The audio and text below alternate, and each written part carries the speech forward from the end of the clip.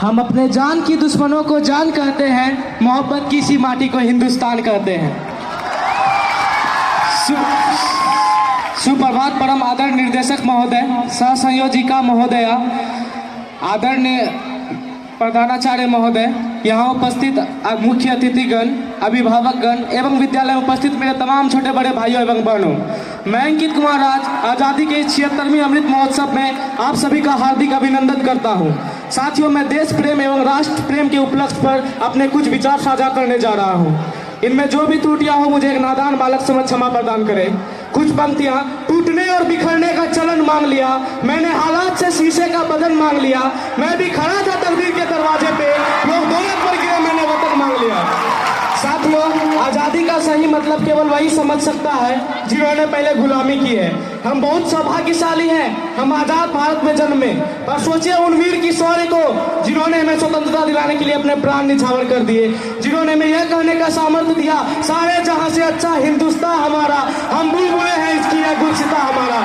मैं उन तमाम वीर शहीदों को सदा सुमन अर्पित करता हूँ। साथ ही कुछ पंक्तियां, जिस दिन तू शहीद हुआ होगा, न जाने तेरी माँ कैसे सोई होगी, मैं तो बस इतना जानू, गोली भी सीने में उतरने से पहले एक बार जरूर रोई होगी। साथियों, आज के समाज में हमें कुछ वैचारिक दंपत्तियां नजर आती है। कहा जाता है हम दुनिया के सबसे बड़े लोकतंत्र हैं, जहाँ हिंदू पैदा होते हैं, मुस्लिम सिख ईसाई भी पैदा होते हैं, पर बदकिस्मती है भारत की, कभी सच्चे इंसान पैदा नहीं होते।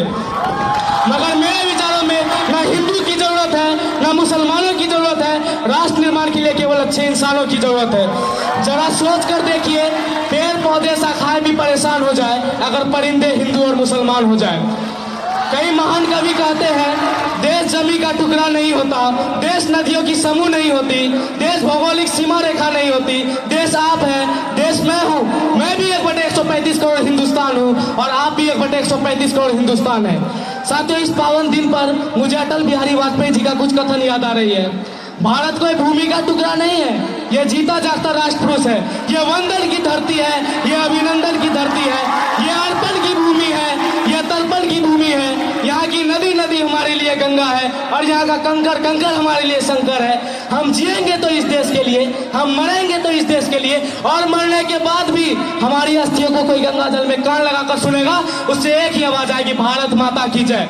साथियों, अब मैं आप सबों के समक्ष उन वीर की शौर्य पर स्वाभिमान करते हुए कुछ छोटी सी कविता पढ़ना चाहता हूँ।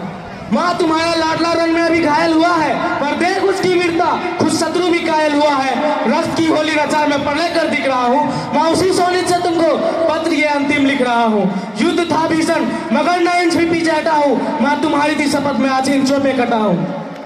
एक गोली वक्त पर कुछ देर पहले ही लगी है, माँ कसम दी थी जो तुमने आज मैंने पूर्ण की है, तो छा रहा है दोनों आंखों के सामने अंधियारा, पर माँ उसी में दिख रहा है मुझे नूतन सवेरा। कह रहे हैं शत्रु भी मैं जिस तरह सैदा हुआ हूँ, लग रहा है सिंघनी की कोख से पैदा हुआ हूँ।